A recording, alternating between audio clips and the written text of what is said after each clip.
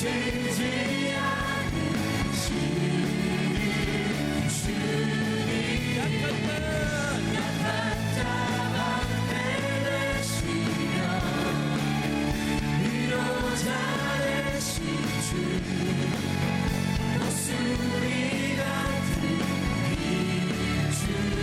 주시네. 처음부터 다시 한번 찬양하겠습니다. 스윙하느니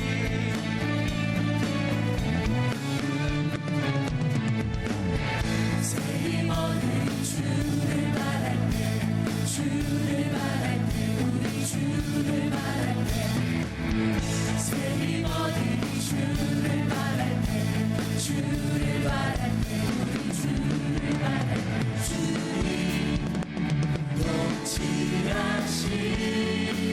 높지하시네 소망 구원 주시네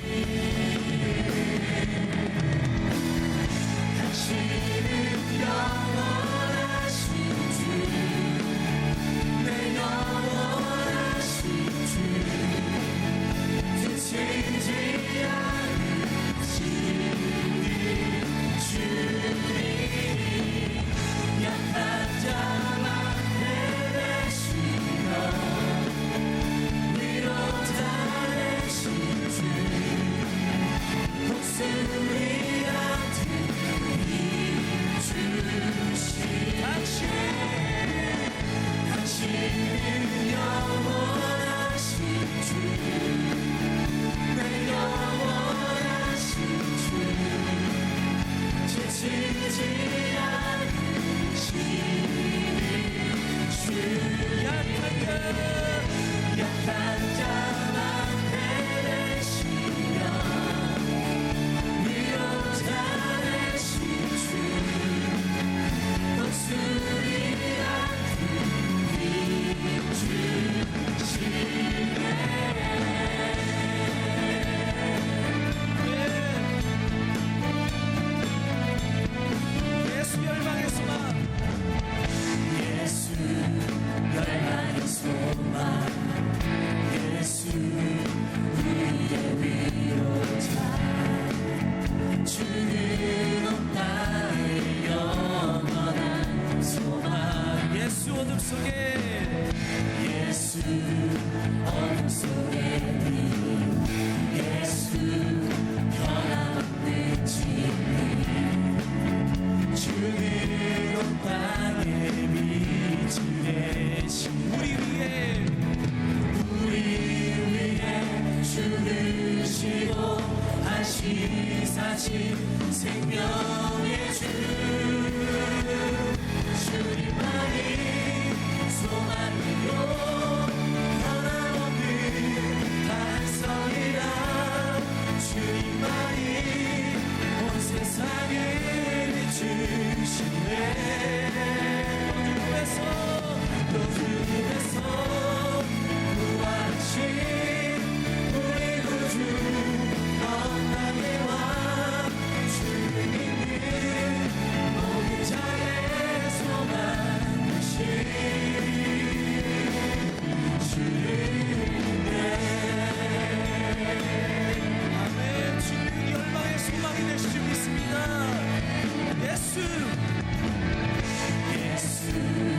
열방의 소망 예수 우리의 위로자 주는 온 땅의 영원한 소망 예수 어둠 속에 예수 어둠 속에 빛 예수 변함없는 진리 주는 온 땅의 빛이 되시네 우리 위해 죽으시고 다시 사신 생명의 주 주님만이 소망이요 변함없는 반성이라 주님만이 온 세상을 비추시네 또 주님께서 구하신 우리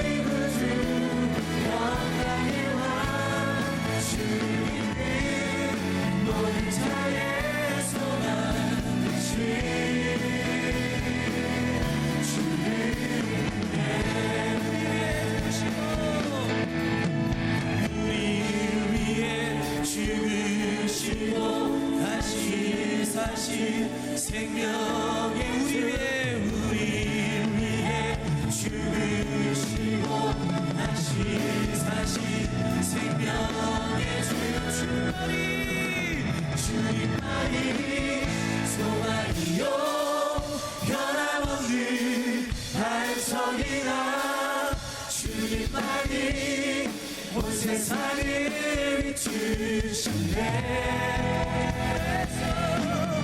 죽음에서 부활하신 우리 구주 평강의 왕 주를 입는 모든 자의 소망 되신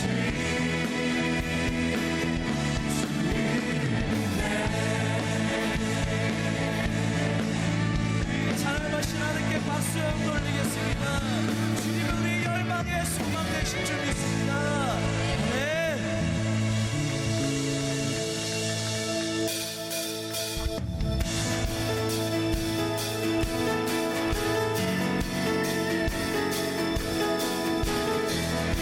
주님 우리의 창조자시고 우리의 구원자 되심을 믿으시기 바랍니다. 온 세상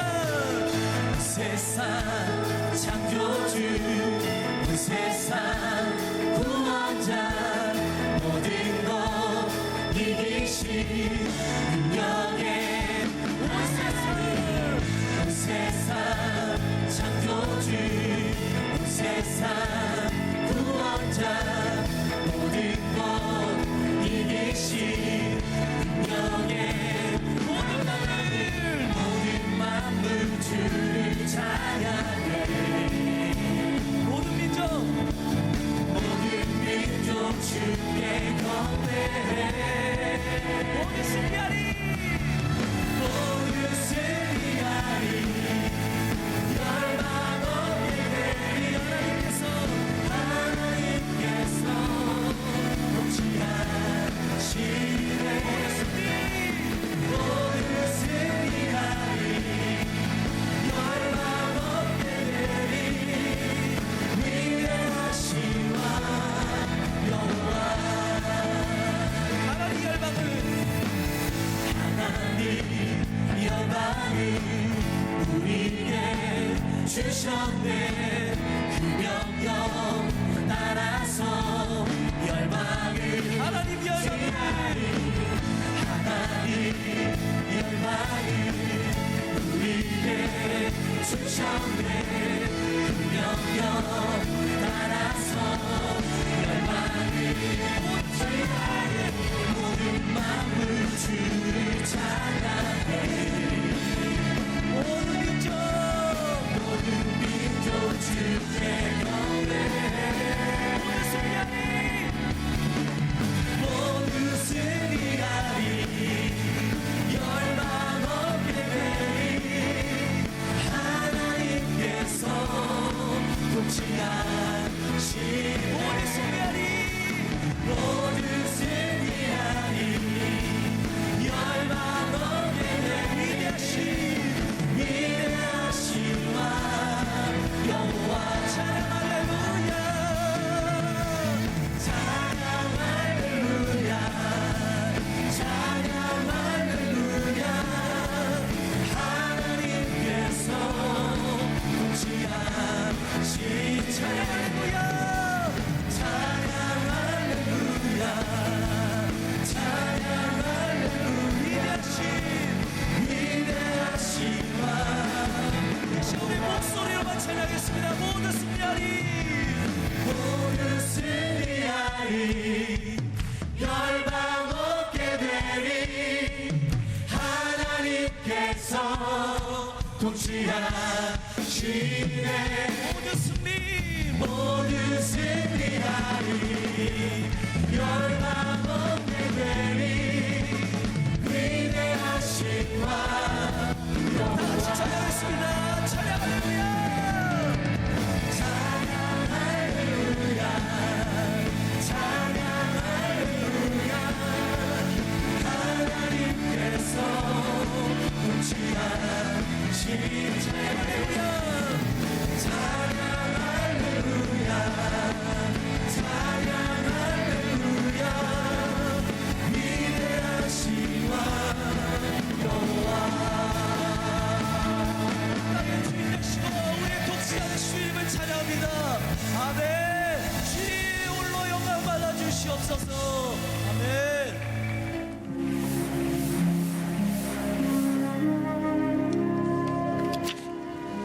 오늘의 말씀은 느헤미야 10장 29절에서 31절 말씀입니다.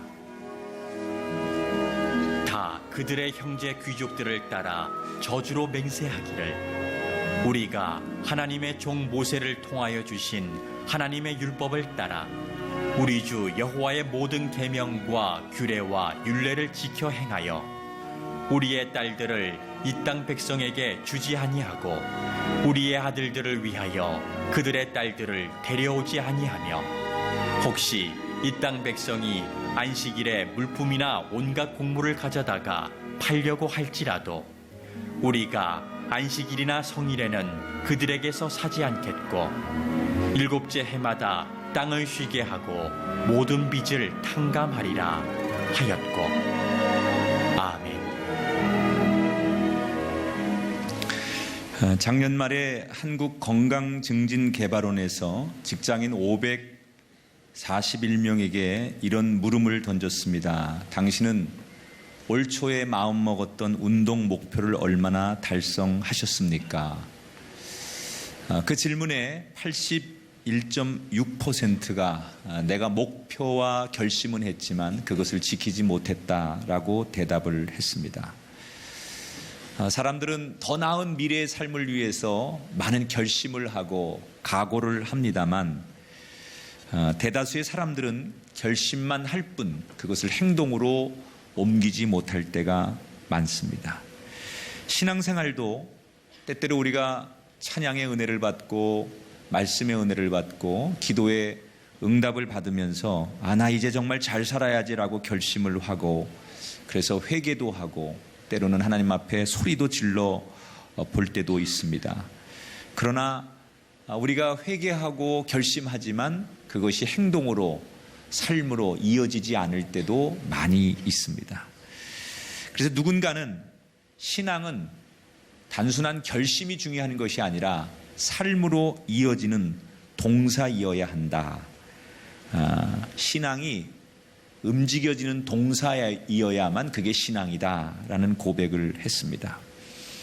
우리의 신앙이 정말 결심으로 그치지 않고 삶에서 동사가 되려면 어떤 것이 필요할까? 오늘 우리가 읽은 느헤미야 10장에서 두 가지의 말씀을 우리에게 은혜로 주고 있습니다. 지금 이스라엘 백성들은 초막절 이후에 함께 모여서 율법을 낭독하고 그리고 하나님 말씀을 들으며 은혜를 받고 그 마음이 뜨거워져 통곡하고 기도하기 시작합니다. 그리고는 말씀 앞에 회개하고 그들이 다짐을 하지요. 어떤 다짐이냐면 내가 하나님 앞에 회개하고 은혜 받았으니 꼭 이렇게 살겠습니다 라는 실천의 다짐을 합니다. 어떤 실천을 그들이 하나님 앞에 약속하느냐, 오늘 30절에 보니까 첫 번째 그들이 이런 약속을 하나님 앞에 드립니다. 같이 읽어볼까요? 30절 말씀을 우리의 딸들을 이 땅 백성에게 주지 아니하고 우리의 아들들을 위하여 그들의 딸들을 데려오지 아니하며. 하나님의 은혜를 깨달은 이 유대인들이 하나님 앞에 회개하고 기도하면서 약속을 하기를, 첫 번째 이런 약속을 합니다. 혼합 결혼을 하지 않겠다. 자, 은혜를 받고 그들이 첫 번째 하나님 앞에 약속한 게 우리가 혼합 결혼하지 않겠습니다. 이런 얘기를 했어요. 보통 은혜 받으면 우리가 하나님 앞에 더 많이 기도의 자리에 나가겠습니다. 전도하겠습니다. 또는 예배 빠지지 않겠습니다. 뭐 이런 거를 되게 약속을 많이 하는데 유대인들은 지금 뭘 약속하느냐? 혼합 결혼하지 않겠습니다. 도대체 왜 이런 약속을 하나님 앞에 제일 먼저 한 것일까? 이 결혼이라고 하는 이 제도가 대단히 중요한데 이 당시 유대인들은 굉장히 삶이 어려웠습니다. 경제적으로 어려웠어요. 그래서 가난하다 보니까 이 경제적 가난을 이기는 방법 중에 하나가 유대인들 옆에 있는 이방인들은 유대인들보다 훨씬 경제적으로 여력이 있었습니다. 그래서 가난한 유대인들이 가난을 벗어나는 방법 중에 하나가 그 유대인들 주변에 있는 이방인들과 결혼을 해서 경제적인 여유와 넉넉함을 누리는 것이 이 당시 유대인들에게 굉장히 유행하던 거였어요.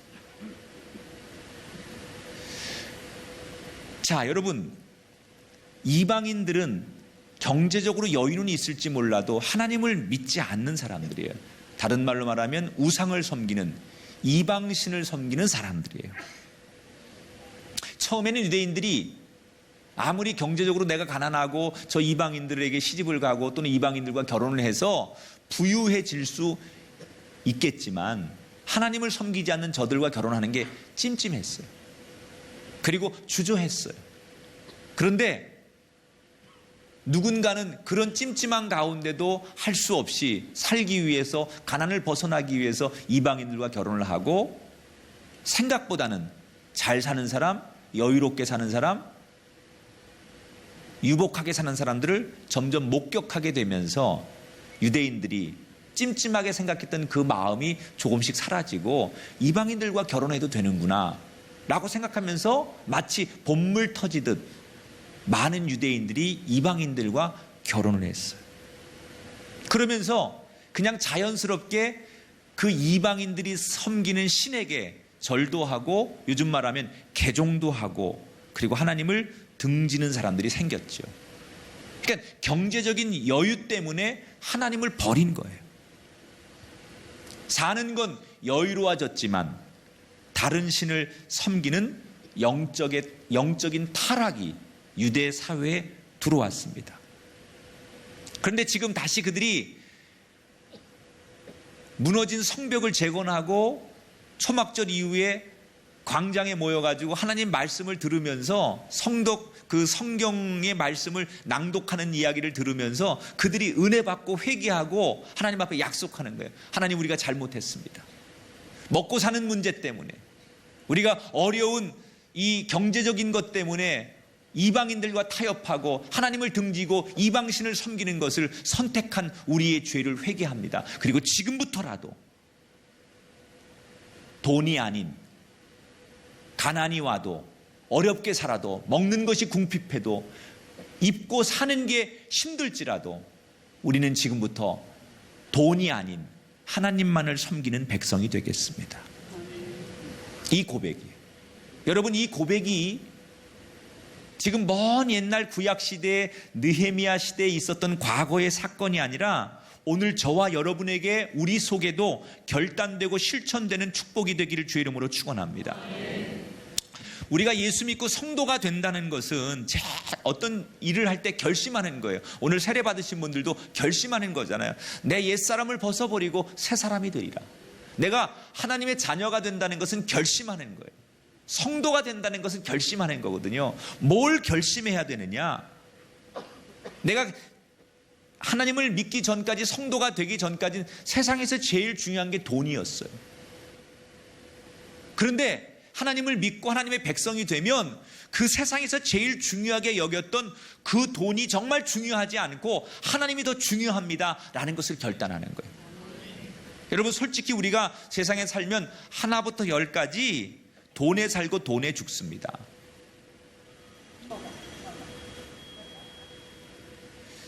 일본이 독도를 자꾸 자기네 땅이라고 우겨요. 일본도 안 돼요. 이게 자기네 땅이 아닌 걸. 그런데 자꾸 자기네 땅이라고 우겨요. 왜냐하면 분쟁을 일으키는 거예요. 그래서 싸움을 걸어서 제3자에게 이것을 심판하도록, 재판하도록, 그래서 국제 무슨 재판소나 이런데 이 문제를 가져가는 거죠. 자기들이 강대국이고 돈으로 로비할 수 있고 또는 다른 것으로 이렇게 국제적인 어떤 이슈화를 통해서 뭔가 얻으려고 하는 계획이 있다는 거예요.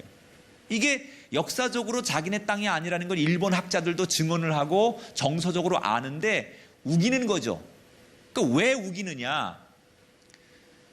실제로 그 많은 전문가들은 일본이 독도를 자기네 땅이라고 우기는 진짜 이유 중에 하나가 독도 주변에 메탄 하이드 레이트라고 하는 아주 엄청난 지하 자원이 묻혀 있답니다. 근데 이게 앞으로 이 지구상의 차세대 에너지원이라는 거예요.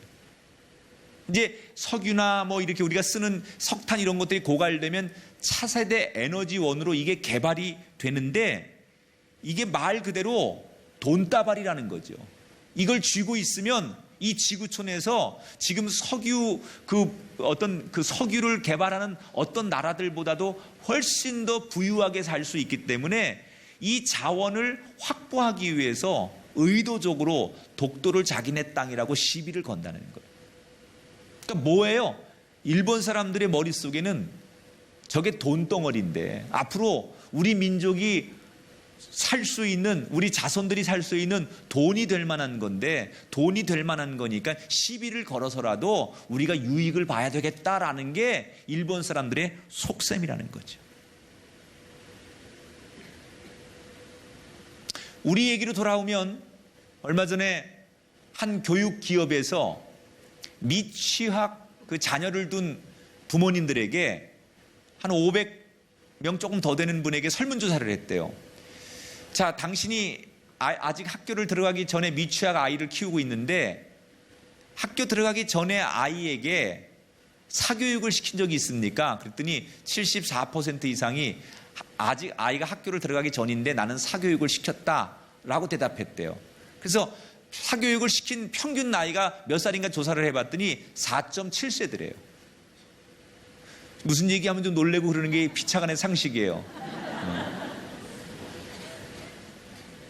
왜 이제 5살도 되지 않은 아이들에게 부모들이 74% 이상이 사교육을 아이에게 시키느냐 이렇게 물었더니 부모들 대부분의 대답이 미래가 불안하기 때문에, 내 자녀가 다른 아이들에게 뒤처질까 봐, 앞으로 학교를 가고 또는 아이들이 성장하는데 미리 조기 교육을 시키지 않으면 내 아이가 뒤처질까 봐 그것이 두려워서 사교육을 시킨다라고 대답했다는 거예요.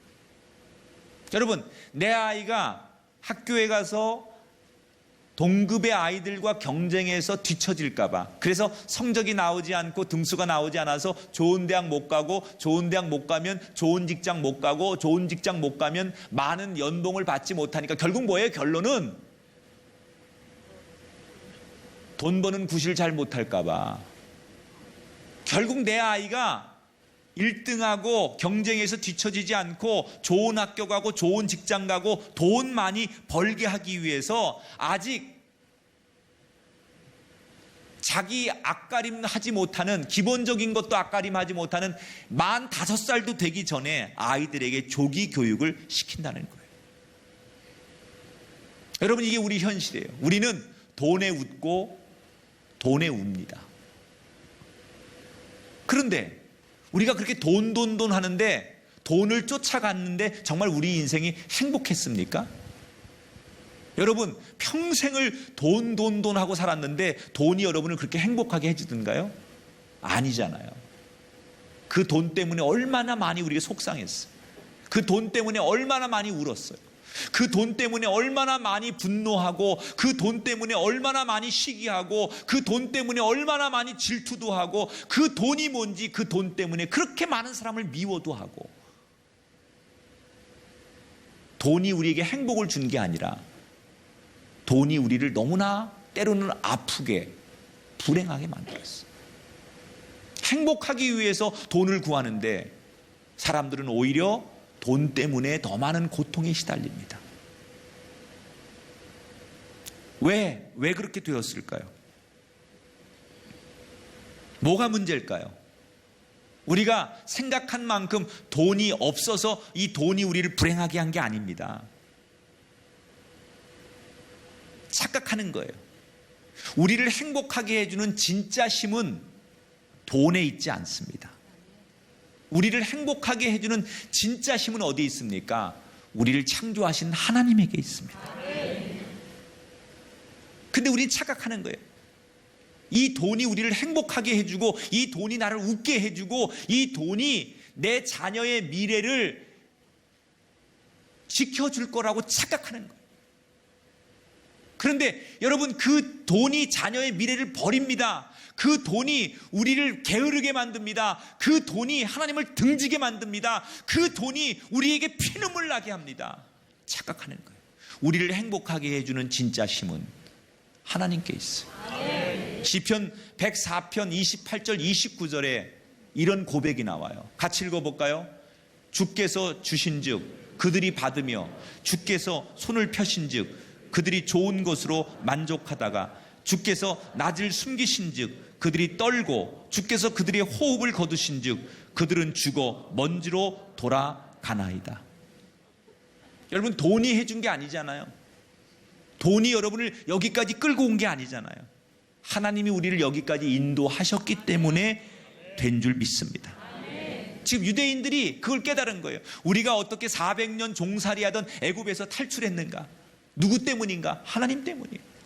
어떻게 말도 안 되게 광야 40년을 버틸 수 있었는가? 누구 때문에? 돈이 40년을 버티게 한 게 아니에요. 하나님 때문에. 그걸 유대인들이 깨달은 거예요. 사랑하는 여러분, 우리의 힘이 돈에 있지 않고 하나님께 있음을 믿으시기 바랍니다. 이것을 믿으신다면 이제는 그 어떤 것도 아닌 오직 내가 하나님만 섬기기로 믿고 결심하는 그 유대인들의 회개의 눈물의 기도가 우리의 고백이 되기를 주의 이름으로 축원합니다. 오늘 세례 받으신 17분 이 밤에 여러분이 결심할 것 하나예요. 내가 이제는 오직 하나님만 섬기겠습니다. 나에게 돈과 하나님이 같이 내 눈앞에 있다면 과거에는 돈을 선택했을지 모르지만 이제 세례받고 하나님의 자녀가 되고 새로운 인생으로 거듭난 내 삶이 하나님만 섬기겠습니다. 그 약속을 잊지 마시고 그렇게 살아가는 여러분 되기를 주님의 이름으로 축원합니다. 자, 혼합 결혼하지 않겠습니다. 단순히 그렇게 무슨 결혼이라고 하는 제도 그게 나빴던 게 아니라 그 결혼 속에 우상 숭배, 그 결혼 속에 하나님을 부정하는 이런 신앙의 고백들이 있었기 때문에 그들이 회개하고 나서 제일 먼저 한 일, 혼합 결혼하지 않겠습니다. 하나님만 섬기겠습니다. 그리고선 그들이 제일 먼저 뭘 했느냐? 바로 31절에 두 번째 결심이 나와요. 31절, 혹시 이 땅 백성이 안식일에 물품이나 온갖 곡물을 가져다가 팔려고 할지라도 우리가 안식일이나 성일에는 그들에게서 사지 않겠다. 십계명에 보면 우리에게 주신 계명 중에 하나가 안식일에는 일하지 말고 아무것도 아무 일도 하지 말아라 이렇게 말씀하셨어요. 왜? 안식일에는 하나님 앞에 예배하는데 전념하라는 거예요. 하나님을 만나는데 전념하라는 거예요. 하나님을 높이고 찬양하는데 전념하라는 거예요. 하나님의 은총을 기억하는 날이에요.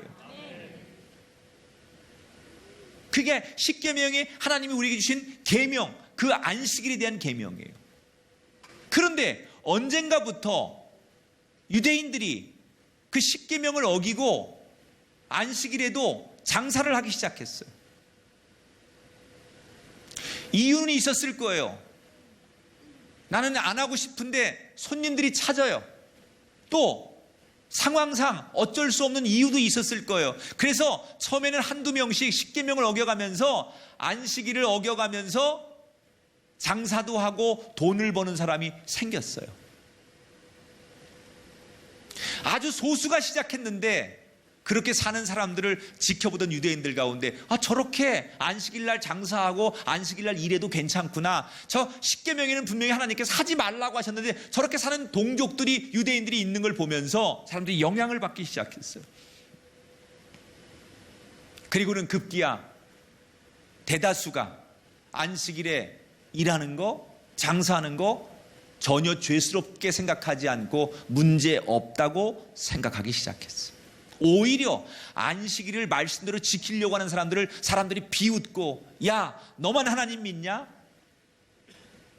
그렇게 쫀쫀하게 하나님 믿고 너 그렇게 신앙생활하냐? 지금 시대가 어느 시대인데 너 이렇게 고리타분하게 신앙생활하냐? 그러면서 오히려 안식일을 지키는 사람들을 손가락질하고 비웃기도 했어요.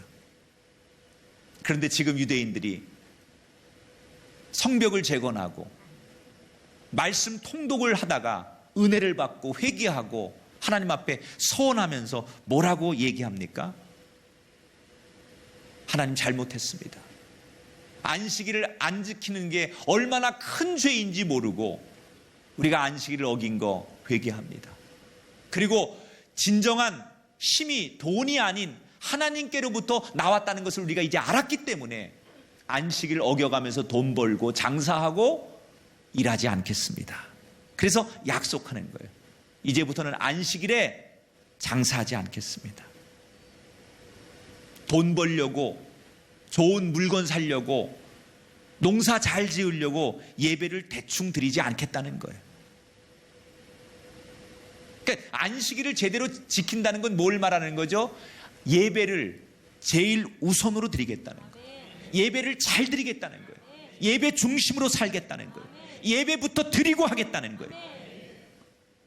여러분, 이 유대인들의 고백과 결단이 과거의 역사의 이야기가 아니라 오늘 우리가 결단하고 실천하는 이야기가 되기를 주 이름으로 축원합니다.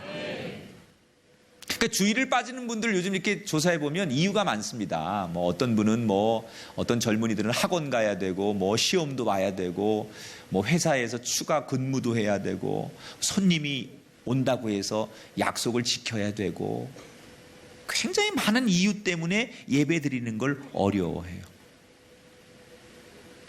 정말 바빠요. 예배 드릴 시간이 없을 정도로 현대인들이 바빠요. 그런데 오늘 말씀을 보면 그럼에도 불구하고 그렇게 바쁘고 우리가 할 일이 많고 이유가 많을지라도 그럼에도 불구하고 성도는 제일 먼저 뭐 해야 되느냐? 예배 드리는 것을 중요하게 생각해야 돼요. 예배는 주의를 지키는 건 타협하면 안 돼요. 이건 해도 되고 안 해도 되는 게 아니에요. 명령이에요. 안식일을 지켜라. 이건 십계명에 아예 하나님께서 명령으로 주신 거예요. 선택할 문제가 아니라니까요. 이건 하나님께서 우리에게 명령으로 주시는 거예요. 여러분, 오늘 이 설교를 듣고 다시 한번 이 말씀을 접하는 저와 여러분, 정말 우리가 주일 성수, 하나님이 주신 그날을 하나님을 기억하고 예배하고 찬송하는 일을 예수 믿기로 결심하고 성도가 되기로 결심하고 은혜 받고 결심하셨다면 두 번 다시 돌아가지 않고 두 번 다시 그 약속을 깨는 일이 없게 되길 주 이름으로 축원합니다. 예배를 잘 지키는 것이 왜 중요하냐? 여러분, 왜 우리가 주일 예배 드리는 게 그렇게 중요한 줄 아십니까? 예배를 잘 드려야만 그 예배를 통해서 하나님이 주시는 지혜도 얻고 하나님이 주신 능력을 공급받을 수 있어요. 우리가 예배를 드리면서 말씀을 통해서 하나님이 내 앞길, 우리의 자녀의 인생길, 우리 가정의 사업의 문제, 여러 가지 우리 인생의 앞길을 인도하는 하나님의 지혜를 들을 수 있어요. 우리가 예배를 통해서 기도해야만 하나님의 능력을 얻을 수 있어요. 근데 그 예배가 온전해지지 않고 예배가 살지 않으면 말씀을 들을 수 없어요. 하나님의 인도하심을 알 길이 없어요. 지혜를 얻을 수가 없어요. 능력도 공급받지 못해요. 그 사람이 세상에 나가서 사람들하고 부딪히면 또 패할 수밖에 없고 또 넘어질 수밖에 없어요. 아무 능력도 공급받지 못하고 주님께 지혜도 얻지 못했으니 그가 살아가는 삶이 무너질 수밖에 없는 거예요. 여러분, 일어서려면, 재기하려면, 무너지지 않으려면, 성공하려면 예배의 성공자가 되십시오. 예배를 통해 하나님 주신 능력을 공급받으시고 예배를 통해 지혜를 얻게 되시길 바라고 예배를 통해 하나님의 영적인 감각들이 회복되게 되길 주 이름으로 축원합니다. 우리가 하나님을 믿기로 했으면 제일 첫 번째 하는 결심이 예배를 지키는 사람이 되겠다. 예배가 내 인생의 첫 번째다. 오늘 세례 받으신 분들이 이제 오늘 세례 받을 때쯤 되면 마음이 결심도 되고 내가 이제 예배 잘 드려야지 이런 생각이 들어요. 그런데 조금 신앙생활 하다 보면 갈등이 될 때가 있고 고민이 될 때가 있을 거예요. 어떤 상황이 지금과 같은 마음이 아니라 고민이 되게 만들어요, 여러분. 오늘은 지금 상황이 예배를 빠져야 될 상황인데 이번 주는 예배를 못 드릴 것 같은데 이런 고민이 될 만한 상황이 온다는 거예요. 여러분, 그때 그것을 유혹이라고 생각하고 이겨내시기 바랍니다. 유혹이 다른 게 유혹이 아니에요. 이 예배를 빠져야만 될 것 같은 상황에 고민이 되게 하는 게 유혹이에요. 예배는 타협할 수 없어요. 예배가 먼저예요. 그게 하나님 앞에 성도된 사람이 지켜야 할 약속이라는 거예요. 여러분, 은혜 받고 신앙생활하면서 감격을 하면 그것은 마음속으로만 가지고 있는 게 은혜와 감격이 아니에요. 동사로 이어져야 돼요. 동사로. 삶으로 표현되는 동사이어야 돼요. 오늘 유대인들이 은혜 받고 통곡하고 회개하면서 두 가지 결단을 하고 행동으로 옮겨요. 돈이 아닌 하나님을 주인으로 모시고 살겠습니다. 그래서 돈 때문에 이방인들과 결혼하고 돈 때문에 만나지 말아야 될 사람들 만나는 일 절대 하지 않겠습니다. 두 번째, 고민되더라도 예배와 타협하지 않겠습니다. 어떤 상황이 와도 안식일을 범하지 않겠습니다. 내일부터 우리 특별 새벽기도 합니다. 여러분, 힘들 것 같지요? 해보십시오. 하나님이 새 힘 주십니다. 여기 아까 올라오면서 우리 고등학생인 것 같은데 같이 계단을 올라와서 물어봤어요. 너 내일 새벽기도 나오니? 나온대요. 시험 기간이라며 그랬더니 시험 기간이래, 내일부터. 근데 새벽기도 나오면 하나님이 지혜를 주신대. 그래서 더 잘할 수 있대.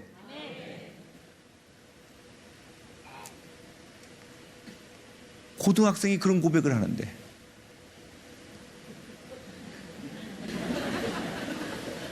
할렐루야. 여러분, 하나님의 신실하심을 믿으십니까? 예배를 드리고자 목숨을 걸고 나오면 하나님이 더 많은 것을 부어주십니다. 은혜도 주시고 지혜도 주시고 능력도 주시고. 내가 그래서 그 아이에게 등들기만 했어요. 맞다. 공부 못하는 것들이 시험 기간이라고 어디 도서관 가서 괜히 공부한다고 머리 둘러매고 그리고 꼭 성적도 안 좋은데 기도할 거 하고 하나님 앞에 잠자는 시간 좀 줄이지만 예배로 1시간 기도하고 그렇게 살면 몸은 피곤할지 모르지만 하나님이 지혜를 주시고 집중력도 주시고 뭔가 판단력도 주셔서 남들보다 더 월등하게 결과를 이뤄내게 인도하실 것이다. 여러분, 그런 자녀들이 여러분의 자녀가 되길 바라고 그런 교회의 학생들이 우리 교회 학생들이 되기를 주의 이름으로 축원합니다. 옆 사람에게 인사하십시다. 예배하는 자에게 새 힘 주십니다. 할렐루야. 그 은혜와 축복이 여러분에게 특별히 내일부터 시작되는 특별 새벽기도 이 아침에 이 교회를 가득 채우는 성도들에게 충만하게 임하게 되시기를 주님의 이름으로 축원합니다.